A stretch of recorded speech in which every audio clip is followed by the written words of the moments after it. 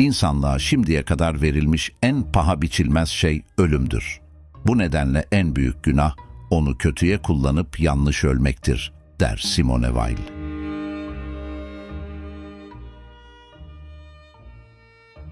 Sokrates ardında tek bir satır bile bırakmadı. Buna rağmen filozofun ölümü başyapıtı oldu ve ismini yaşatmaya yetti. 1969 yılının Ocak ayında Sovyetlerin ülkesini işgalini protesto etmek için kendini ateşe veren Çek öğrenci Jan Palach hayattayken pek de önemli biri değildi. Palach bir bakıma mezarın içinden Çekoslovakya tarihini şekillendirdi. Gandhi ne zaman ölüm orucuna başlasa, Hindistan'daki her şey alışılmadık biçimde canlı ve her zamankinden daha hayat dolu hale gelirdi. Tuttuğu ölüm oruçları sırasında sağlık durumunda yaşanan her değişim ülkenin her köşesine duyurulurdu. Bütün Hindistan Gandhi'nin açlığını yaşardı. Görünüşe göre ölüm her zaman hayatın sona ermesi anlamına gelmiyor. Bazen yaşamı geliştirecek, yoğunlaştıracak, hatta hayata yeni bir soluk getirecek çelişkili bir güce sahip oluyor. Ölümün varlığı hayatta olanların var olmanın değerini bilmelerini ve hatta onu daha derinden anlamalarını sağlayabiliyor. Bu yüzden yaşamın ölüme ihtiyacı olduğunu söylemek yanlış olmayacaktır. Denilebilir ki ölüm bir şekilde yasaklanırsa yaşam yıkıcı bir darbe alacaktır. Evet, ilk olarak yaşam kendini gerçekleştirmek için ölüme ihtiyaç duyar. Bir şeyin ne derece değerli olduğunu ancak onu kaybettiğimizde ya da kaybetmek üzere olduğumuzda anladığımız anları sıklıkla yaşarız. O şeyin aniden yok olma ihtimali bize onun varlığını takdir etmeyi öğretir. Yani ölüm apaçık yakınlığıyla yaşama edimine yeni bir yoğunluk kazandırabilir. Nitekim yüksek oranda ölümlere yol açan veba, savaş gibi doğal ya da toplumsal felaketlerin ardından insanların kendilerini sıklıkla maddi aşırılıklara vermeleri, tarihçilerin ortaya çıkardığı ilginç bir gerçektir. Böylesi felaketlerin ardından insanlar yepyeni bir tutkuyla yeme, içme, cinsellik gibi dünyevi zevklerin peşinden giderler. Sağduyunun gerektirdiği gibi kriz durumlarında eldeki kaynakları korumak için dikkatli davranmak yerine ortada olan ne varsa hızlıca tüketirler. Böyle bir durumda yaşama arzularını artıran şey tam da ölümle burun buruna gelmeleridir. İnsanların bu tavırları mantıksız gibi görünse de aslında olağanüstü bir tarafa sahiptir. Bu insanlar aslında yok olmanın eşiğinde var olmanın mucizesini keşfediyor ve bunu kutluyorlar.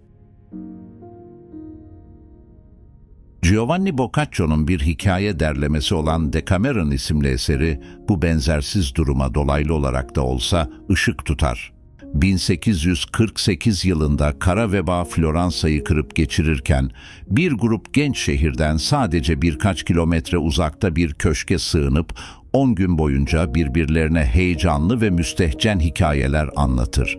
Bunun sonucunda hayatı ve yaşama sevinci bütün dünyeviliğiyle öven 100 kısa öyküden oluşan bir derleme ortaya çıkar.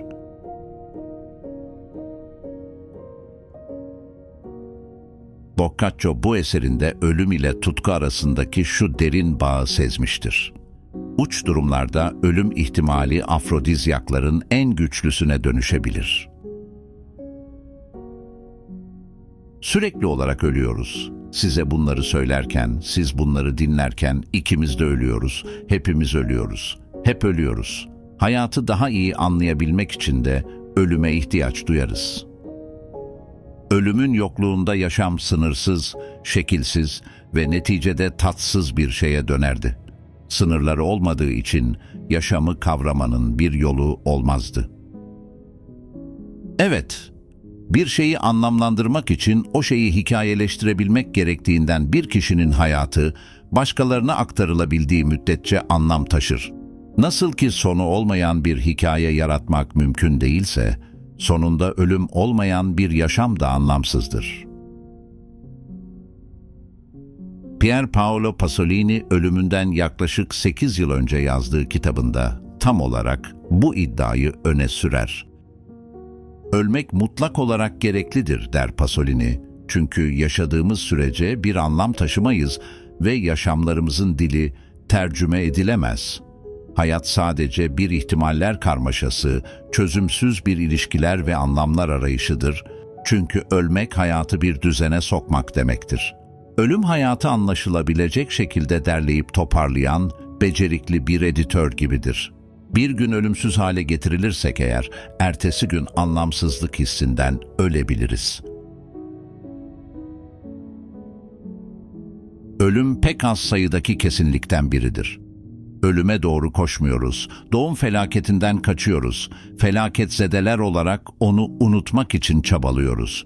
Epikuros'un ölüm düşüncesiyle baş etme yönteminin yorumlarından biri Kiora'nın kanına giriyor. O da şöyle bildiriyordu: artık var olmayan onca insanı düşünüyor ve onlara acıyorum. Gerçi o kadar da acınası bir durumda değiller. Zira ölüm sorunu başta olmak üzere bütün sorunları çözdüler. Émile Cioran ne kadar uğraşırsa uğraşsın umutsuz gerçekliğe destek çıkamaz. Onu yalnızca kabul edebilirdi. Felsefenin ölüm karşısındaki acizliği, Cioran'ın diğer merkezi inancıyla yakından bağlantılıydı. Ölüm korkunç bir felaket olsa da önlenemez facia her şeyden önce doğmuş olmaktı. Ölüm korkusu, yaşamımızın ilk anına kadar giden bir korkunun geleceğe yansıtılmasından ibarettir. Ölmenin tek nedeni doğmuş olmaktır.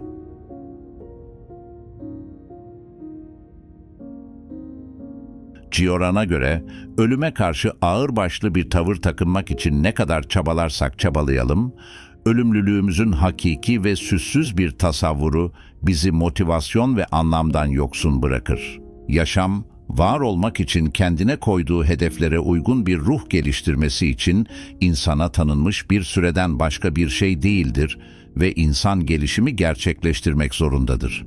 Dolayısıyla ısınmak için dine ve sanata ihtiyaç duyarız.